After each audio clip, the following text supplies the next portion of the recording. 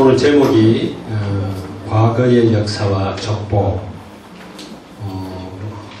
그런 제목인데 사울 왕과 그의 죽음 이런 제목입니다.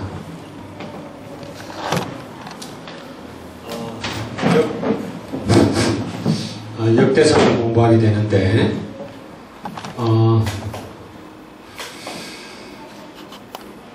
여러분이 성경을 읽어보면은요 이스라엘 역사에 대해서 쭉 써놓은 그런 기록들이 나오죠. 특별히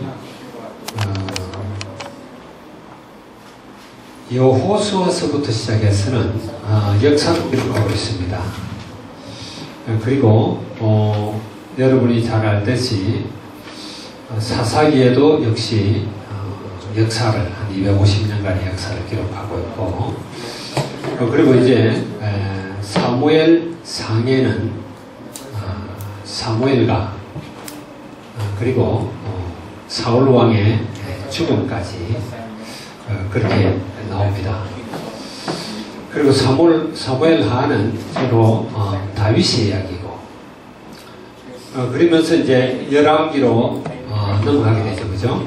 열왕기로 넘어가게 되는데 열왕기는 말 그대로 왕들의 어떤 행한 일들을 쭉 기록하는데 주로 이제 좀 뭐랄까 선지자적인 측면에서 그리고 또 왕들이 어떻게 정치했나 거기다 초점을 맞추고 좀 기록을 하고 있어요. 여러분들이 이제 성경을 읽으면서 좀 주의 깊게 읽으면은 열왕기서를 이렇게 읽어보면은 뭐 이스라엘 왕 무슨 왕 몇 년에 유다 누가 왕이 되고 이런 식으로 해서 쭉 기록을 해요. 기록을 하는데 이제 역대서로 넘어가 보면은 약간 말이 또 좀 다른 것 같아. 그럼 이제 열왕기서하고 한쪽에는 성경을 열왕기서를 펴놓고 한쪽에는 역대서를 펴놔놓고 같이 이제 비교해가면서 연대 계산해가면서 그렇게 읽게 되죠. 목사님은 그렇게 읽었어. 근데 그렇게 읽는 사람 내가 몇 사람을 봤어요. 연대도 계산하고 이게 맞나 안 맞나도 보고 이렇게 하는데 열왕기에는 주로 또 선지자들의 업적들이 많이 나옵니다. 그래서 엘리야와 엘리사에 대해서도 많이 써있고요. 이사야에 대한 것들도 있고 글이 많이 나오는데 역대기는 왕들의 어떤 역대기도 기록하고 있지만은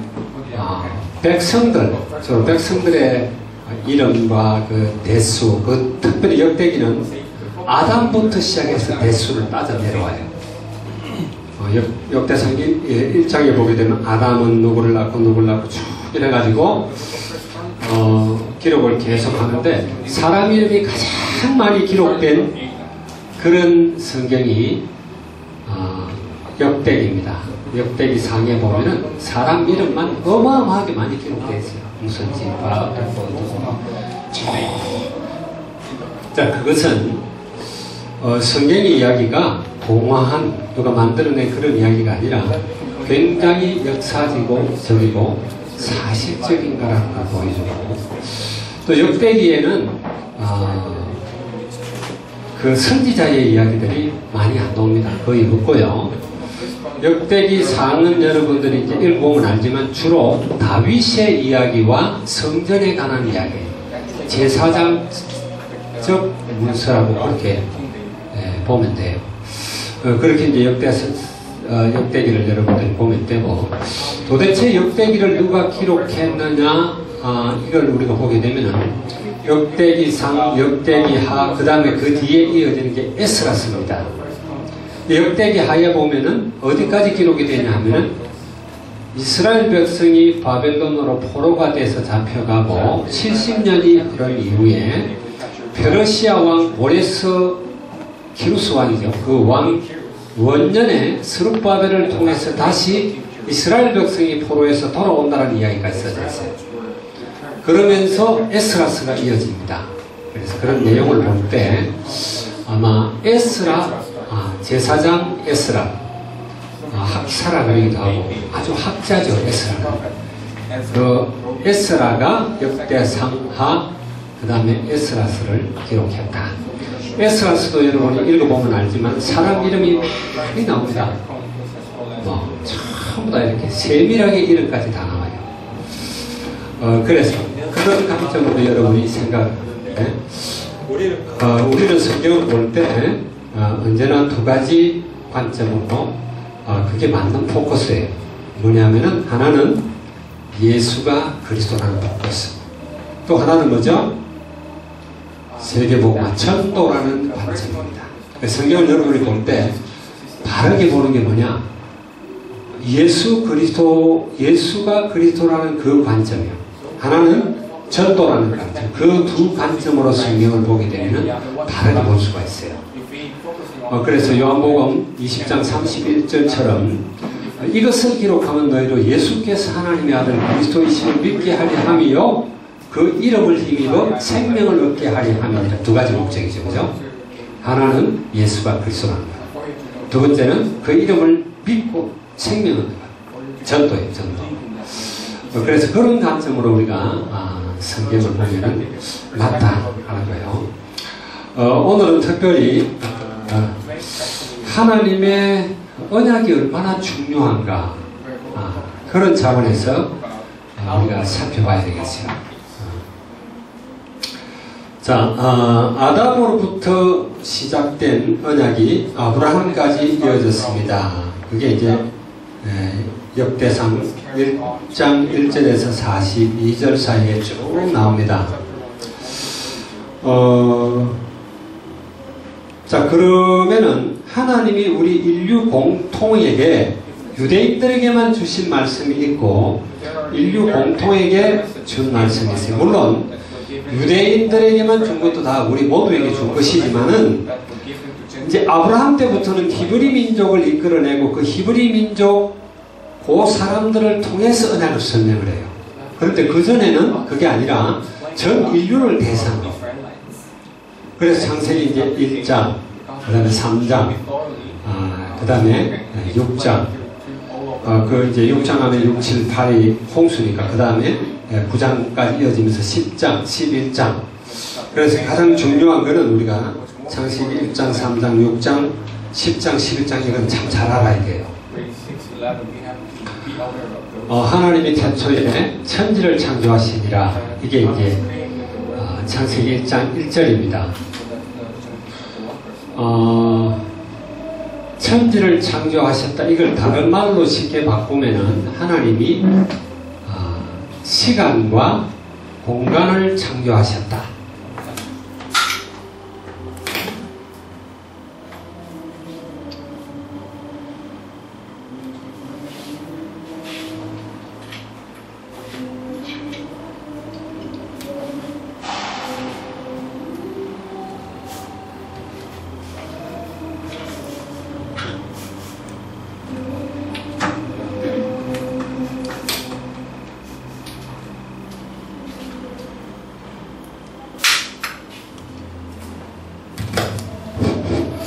여러분이 시간을 항상 두 가지로 생각해야 돼요.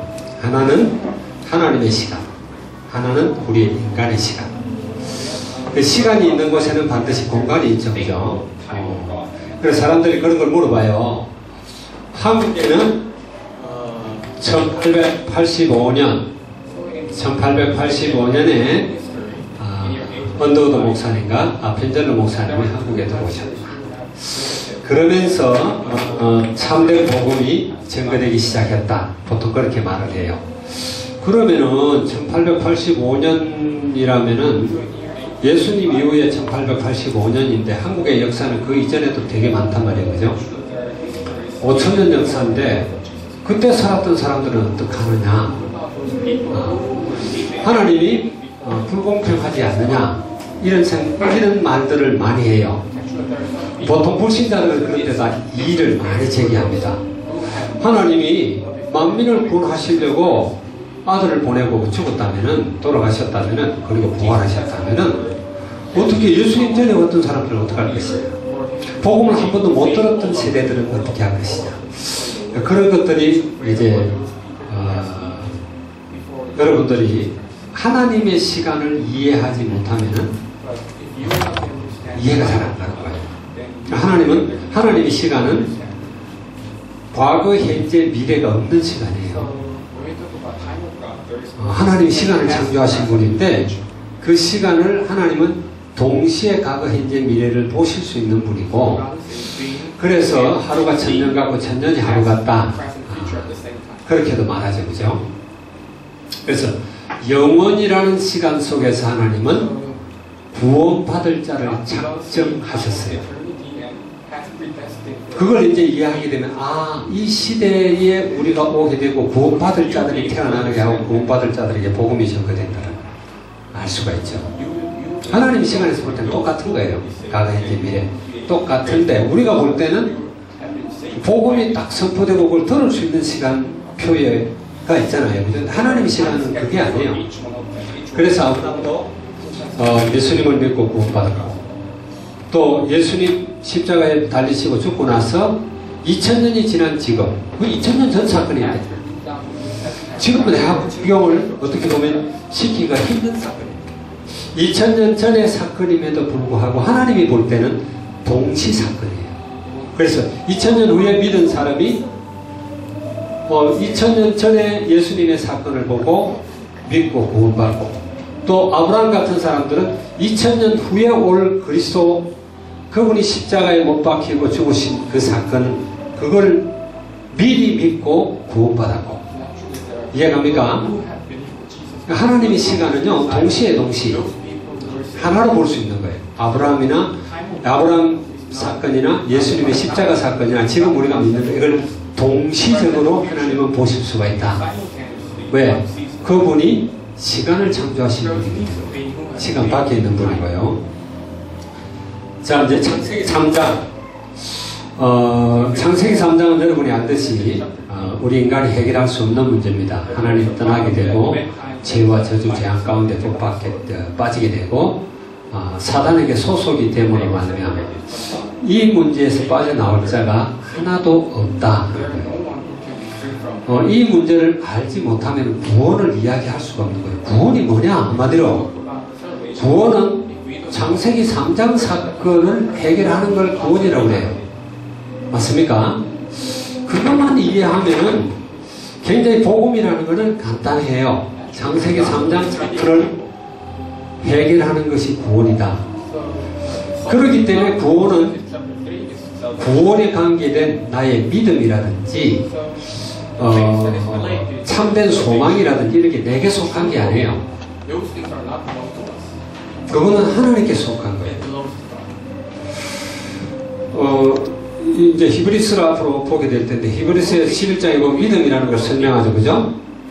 믿음이라는 걸 설명합니다. 그 믿음을 설명할 때, 믿음은 바라는 것들의 실상이요. 그런데 바라는 것들이 뭐냐? 내가 막 얻고자 하는 소망하는 그런 게 아니에요. 예를 들어 내가 큰 아파트를 사고 싶다라든지, 이번에 대학 회사 시험칠 때 합격된다든지, 그걸 갖다 합격 안 된 걸 합격된 것처럼 보고 막 믿고 믿습니다는 그게 아니고, 바라는 것들은 히브리서 1장에서부터 10장까지의 기록한 내용들, 그리스도가 누구냐, 구원이 뭐냐 하는 걸 설명해 놨다. 아니 창세기서부터 시작해서 쭉 복음에 대해 설명한 그것을 바라는 것을 실제로 갖는 그걸 이제 믿음이다. 믿음이 이제 12장에 보면은 믿음의 주요 온전케 하시는 그리스도를 바라보자. 그걸 여러분 영어로 된 게 참 좋죠, 그죠? 그래서 외우라고 그랬어요. 뭐라고 돼? Let us fix our eyes on Jesus, the author and perfecter of our faith라고 그랬어요. 뭐냐? 믿음의 시작이요, 아니면 믿음의 창조자요, 그다음 믿음을 완전케 하는 자, 퍼펙트 하는 자인 그리스도를 바라보자. 그래, 이 믿음은 내가 믿습니다가 아니라 믿음을 만드신 분, 믿음을 시작하신 분, 그리고 그걸 완전케 하시는 분, 그분께로 나오는 것이 믿음이에요. 아멘? 그건 뭐냐? 창세기 3장 사건을 해결하는 거예요. 좀 어렵습니까? 그래, 믿는 것이 내가 믿습니다 그런 게 아니라 믿어지는 거다라고 이야기했어요. 믿습니다가 아니라 믿어집니다. 그래서 믿음은 은혜다 그랬어요. 그 은혜로 인하여 믿음으로 말미암아 구원을 얻었나니. 여러분 믿어집니까? 아멘?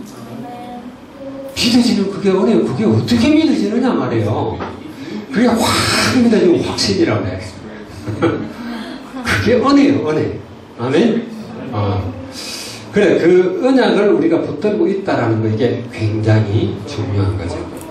뭐, 창세기 6장은, 큰 사건이죠. 홍수 사건인데, 홍수 사건은 결국은 창세기 3장 사건의 연장이에요. 창세기 3장 사건이 이런 문제의 시작이라고 보면은 사실은 잘못 본 거예요. 창세기 3장 때 모든 문제가 이미 와버렸어. 창세기 3장 안에 모든 문제가 다 들어있어요. 우리 인간이 상상할 수 있는 모든 문제가. 왜? 이미 소속이 사단에게 가버렸고 하나님께 단절되고 버렸고 우리는 죄 가운데 있고. 그러다 보니까 그 사건이 터지자마자 아담이 하와에게 핑계를 대죠. 저 여자가 뭐라고 했다. 그러면서. 여자는 또 뱀한테 핑계를 대죠. 그 정도가 아니지. 그 아들이 큰 아들이 둘째 아들을 돌로 쳐 죽였어. 모든 문제가 그때 왔는데, 창세기 6장에는 홍수로 심판하지 않으면 안 될 만큼 죄가 땅에 관여했다. 그러면서, 이미 창세기 3장에서부터, 주신 언약, 여자의 후손. 이게 굉장히 중요한 거예요. 그게 창세기 6장에서 그렇게 멸망해도 방주 타면 괜찮다. 방주 언약 주신 거예요. 맞습니까? 창세기 10장은 노아의 식구들이 방주 밖으로 나온 거죠. 9장에서부터 나오는데 이제 족속들을 쭉 이야기합니다. 방주에 들어갈 때 사람은 딱 8명만 들어갔어요. 노아 부부, 아들 3명의 부부, 이래갖고 8명만 들어갔어요. 8명만 들어갔는데 그 안에 짐승은 많이 들어갔어요. 모든 짐승 암수가 다 들어가고 정결한 짐승들은 하나님께 제사도 드리기 때문에 7쌍씩 다 들어갔어요. 그전에는 동물들이 전부 사람들에게 순종하도록 되어 있었어요. 하나님이 인간을 만드실 때 정복하고 다스리도록 만들었는데 창세기 3장 이후에는 전부가 경쟁자요 오히려 섬기는 대상이 됐어요. 물질을 다스리게 됐어요. 자, 그러면서 그 동물들이 인간에게 가장 큰 적이 됐단 말이에요. 짐승복 사람 숫자는 8명밖에 안 돼. 짐승은 엄청나게 많아. 그게 막 기하급수로 불어나면서 인간들에게 가장 큰 적이 짐승이 되고 일이 되면서 창세기 10장에 그 짐승을 막고 방어하는 아주 특별한 재능을 가진 뛰어난 영웅이 하나 있었어. 그 사람이 누구예요? 니무롯이요. 그래서 니무롯은 처음 영웅이다. 영걸이다. 그리고 특이한 사냥꾼이다. 그래 그 짐승들을 효과적으로 막기 위해서 도시 국가들을 많이 만들었어요. 8개. 니느웨도 만들고 바벨론도 만들고. 자, 그리 되면서 사단이 니무롯을 통해서 종교라는 걸 만들어내요. 종교라는 걸. 니무롯과 그 안에 세미라미스와 그리고 그에게서 태어난 유복자 죽고 나서 니무롯이 죽고 환생했다고 유네스를 주장하도록 하면서 여자의 후손, 여자 혼자에게서 태어났다 한 사람이 담무스, 여자의 후손이라고 그러죠. 그 담무스가 태어나면서 이제 여자를 섬기는 또 남자를 섬기는 여자가 아이를 낳고 있는 세미라미스가 아들 다무스를 낳고 있는 이 신들이 사면에 터지게 됐죠. 그게 그 시작이 창세기 10장으로 나오면 돼요. 우리는 그걸 알아야 돼요. 그 다음에 이제 11장은 그런 하나님을 반역한 무리들, 하나님을 떠나 있는 죄 가운데 있는 무리들이 하나로 뭉쳐서 하나님을 대적하기 위해서 바벨탑을 쌓는다 하는 이런 사건입니다. 자, 이런 사건 속에서 하나님은 계속 언약을 설명합니다. 자, 거기서 그런 하나님을 대적하고 온 세계가 하나가 되어갖고 바벨탑을 쌓고 할 그때 하나님이 세상을 그 바벨탑을 못 섰도록 언어를 혼잡케 하고 무너뜨리면서 한 사람을 끌어내요. 그 사람이 아브라함이에요. 그 아브라함을 통해서 새롭게 언약을 상기시키는 겁니다. 도움이 뭔가. 자, 그게 이제 역대기 1장에 보면 아담부터 시작해서 쭉 나오는 거예요. 우리가 그런 것들을 염두에 두고 이런 걸 보면 좋습니다. 자, 아담으로부터 시작된 언약이 아브라함까지 이어졌습니다. 여자의 후손이라는 언약을 주셨습니다. 여자의 후손은 여러분이 잘 알죠? 남자의 후손이 아닌 여자의 후손이다. 여자의 후손은 지구 생긴 이래 딱 한 명밖에 없다. 그게 누구죠? 그리스도. 여자의 후손은 그야말로 남자 없이 여자만으로 태어난 자. 여자만으로 태어난 자. 정자가 없어. 난자의 그냥 수태가 된 거예요. 그래서 여자의 후손이다. 다른 말로 하면 성령으로 잉태했다. 그런 이야기죠. 그리고 이제 방주라는 언약을 주셨습니다. 방주는 그리스도를 상징하는 거죠. 그죠? 아무리 수영을 잘하는 박태원이라 그래도 홍수 사건이 났을 때 방주 안에 안 들어가면은 지가 헤엄치는 것도 어느 정도지. 하루 이틀이지. 그죠? 방주에 들어가서 방주 나올 때까지 시간이 얼마냐? 375일이야. 방주 안 들어가면 재주가 없어. 아무리 탁월하고 뛰어나고 인품이 그래도 그거는 죽어요. 그러나 방주 들어가면은 아무리 성질이 개떡 같고 그냥 만나는 사람마다 싸우고 시비 걸고 문제 일으키고 그래도 방주 안에 있으면은 산다. 그게 복음을 설명하는 거예요. 그리스도 안에 있으면은 다 살아요. 자, 그래서 이제 하나님은 언약을 갖다 말씀으로도 주시지만 실물 교육으로도 주신단 말이에요. 지금 복음을 갖다 실물로 설명하는 게 뭐냐면 성찬식이 성찬식. 이게 그리스도의 살이다. 이런 식으로 이제 하나님이 주시는 거죠. 자, 그래서 12장, 창세기 12장 1절에서 3절은 우리가 너무나 잘 아는 내용이에요. 아브라함을 불러내면서 그 창세기 11장에 바벨탑을 쌓는 그 사람들 가운데서 아브라함을 불러내면서 너는 본토 친척 아비 집을 떠나라. 그리고 내가 네게 지시할 땅으로 가라. 이렇게 아브라함이 순종을 하고 나가죠. 하나님 약속을 하자. 네가 큰 민족을 이룰 것이다. 내가 너한테 복을 줄 것이다. 그래서 너는 복이 될 것이다. 이런 언약을 주십니다. 그를 통해서 아브라함을 통해서 이제 내 자손 그런 언약들이 주어져요. 그 자손이 복수가 아니라 단수라고 갈라디아 3장 16절에 이야기합니다. 그분이 누구냐? 그리스도예요. 믿습니까? 그래서 이제 두 번째 보니까 지파에 대한 이야기가 있습니다. 역대상 2장 1절에서 9절 30 12지파가 쭉 소개되죠. 그죠? 12지파가 소개되는데 역대상의 기록이 다윗 중심과 성전 중심이에요. 다윗에게 하나님이 성전을 지을 마음을 주시고 솔로몬이 성전을 결국 지었는데 설계는 누가 했을 것 같아요? 다윗이 해서 성전 준비 필요한 금이라든지 은이라든지 뭐 노시라든지 아니면 백향목이라든지 이런 것도 전부 다윗이 준비 다 했어요. 그리고 설계까지 역대상 읽어보면 다 나와요.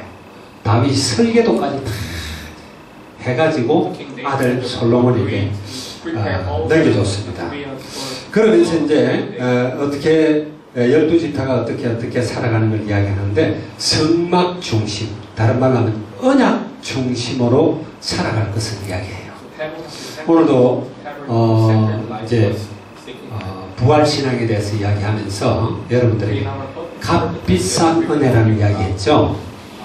여러분들 하나님의 은혜가요 어마어마한데 이걸 그냥 예사로 이렇게 받아들이는 사람은 그게 값싼 은혜예요. 부받았다 이거야. 나 교회 다니는데 이래요. 그 사람에게 값싼 은혜를 값싸게 여기는 사람들에게는 하나님의 능력이 있는 역사와 삶이 절대로 나타나지 않아요. 그런 것이 아니라 정말 이 값비싼 은혜, 이 은혜가 내게 머물러게 하는 것.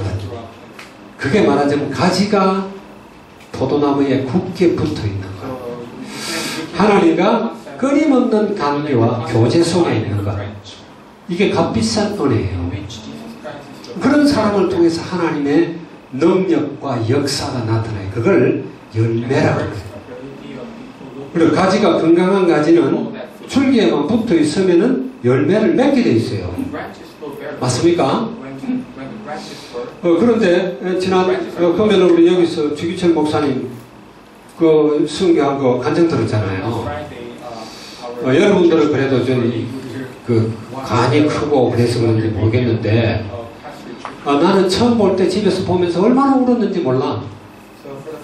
내가 그게 막 현실 속으로 들어가는 것 같아. 근데 여기서 두 번째 보면서 사모님하고 앉아가 손수건거리가 계속 닦았어. 세 번째 보면 또 울을 것 같아.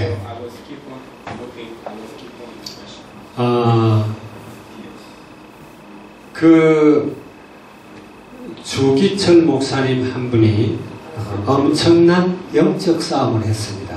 남들이 볼 때는 그걸 맞아요. 은혜를 값싸게 여기는 자는 진사참배는 우상숭배가 아니라 국가의례다. 이렇게 이야기하면서 평양에서 종회를 하면서 홍택기 목사라는 사람이 종회장으로 있을 때 진사참배는 우상숭배가 아니다. 다 하도록 결정하는 걸로 가결해버렸어요. 이게 아까 내가 이야기한 본 해프 목사님 그때 독일 모든 교회가 나치즘에 동조를 하고 거기에 발을 맞추고 아주 값싼 은혜로 흘러버린 거예요. 그 결과 독일에는 참 많은 시련과 환란이 있었죠. 물론 평양을 중심으로 해서 북한의 복음이 사라져버렸어요.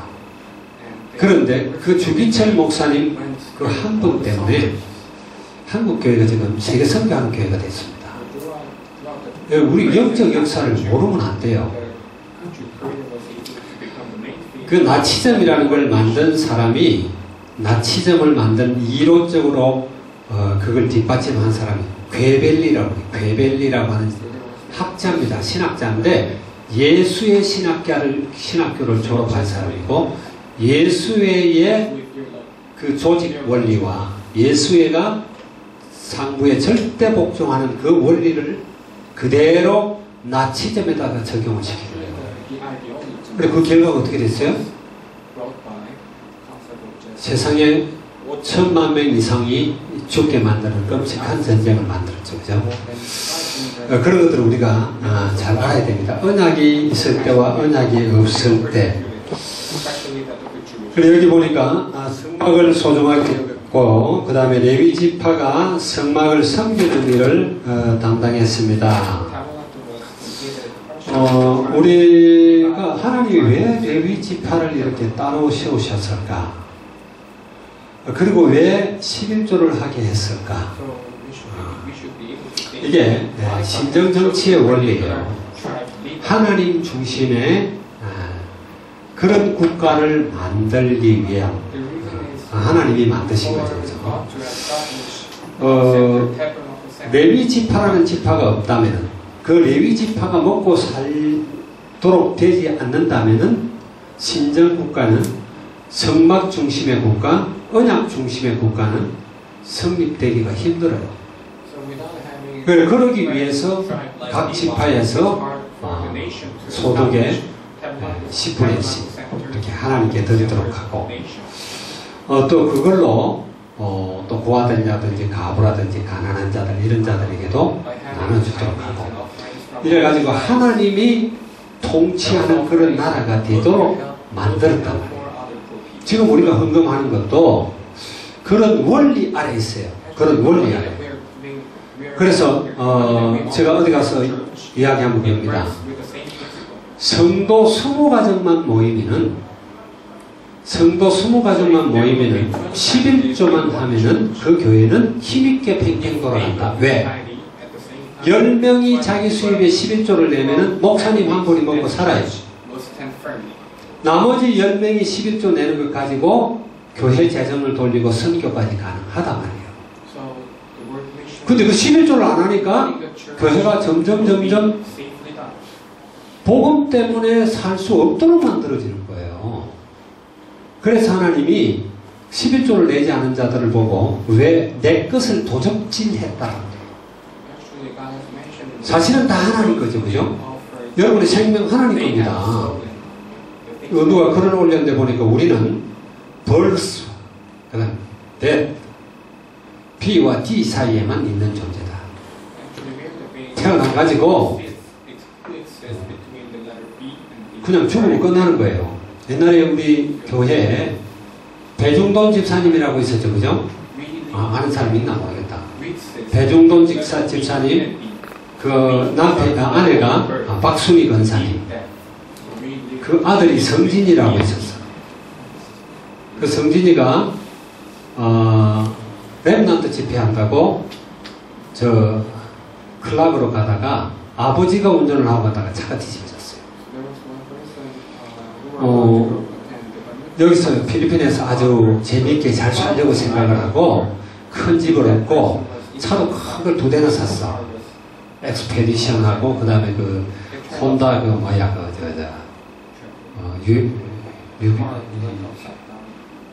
그런 거 있죠. 그건 무슨 차라고 그러나 좋은 것도 이렇게 탁 사고 집에다가 완전히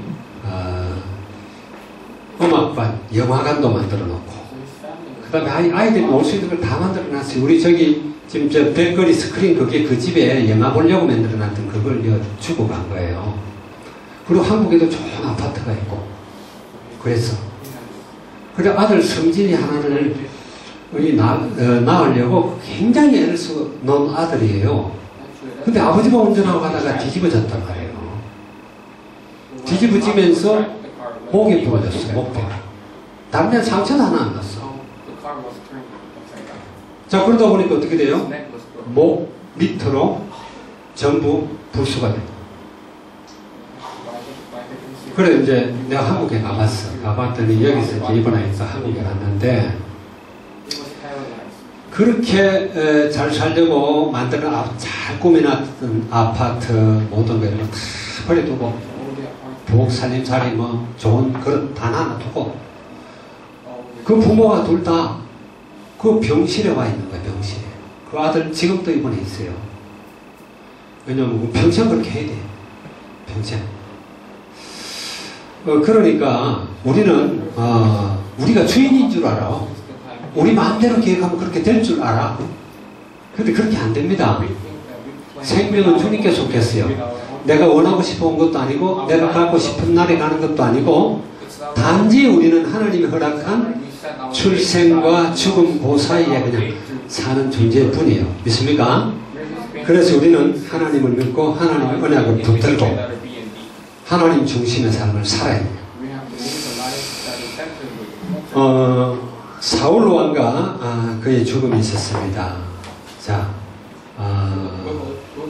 그 본 해퍼가 이야기했던 값싼 은혜와 값비싼 은혜를 이야기하는데 복음을 우습게 생각하면은 안 된다는 이야기예요. 그냥 정치적으로 조금 외압이 오니까 독일의 모든 교회가 우리나라 신사참배 가결했듯이 전부 나치즘에 다 동조를 해버리고 같이 권력을 등에 업고 히틀러의 그런 그 힘을 믿고는 목회를 한다고 그러고 있어서 그게 값싼 은혜야. 한마디로 말하면 자기 희생은 하나도 없으려고 그러고 세상의 풍속을 따라가려고 하는.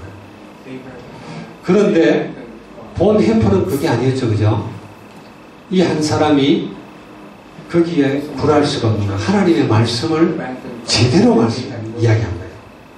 자기의 죽음을 불사하고. 그때 옆에 있는 사람들은 하나님은 도대체 어디 가셨냐? 하나님은 돌아가셨냐? 하나님은 안 계신 것처럼 느껴져요. 왜 하필이면 히틀러가 1945년 4월 30일 날 자살을 했어, 총으로.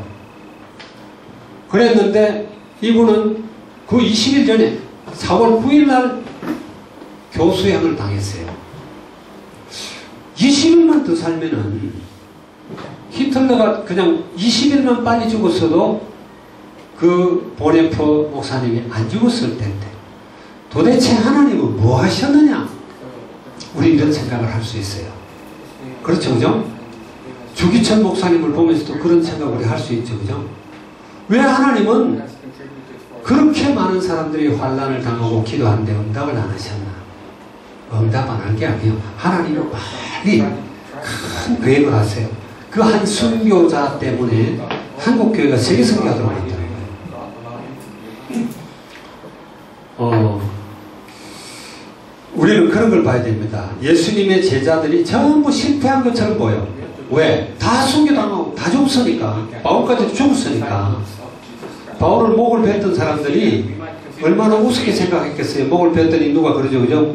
머리가 떨어져갖고 탕탕 세 번 튕겼다고 그랬죠. 세 번 튕길 때마다 우물이 솟아났다. 뭐 그런 이야기를 하는데 그건 다 가톨릭에서 지어낸 이야기고, 어쨌든 바울의 머리가 딱 떨어질 때 사람들은 우리가 이겼다라고 이야기하겠죠, 그죠? 이긴 게 아니에요. 완전히 무릎을 꿇었죠. 그 때문에 복음이 힘있게 로마, 스페인까지도 이렇게 전거되고 전 세계에 복음이 전거됐습니다. 자, 세 번째입니다. 사울 왕과 그의 죽음이 있었습니다. 자, 사울이 그랬어요. 사울이 하나님의 말씀을 굉장히 자의적으로 해석을 많이 했어요. 그래서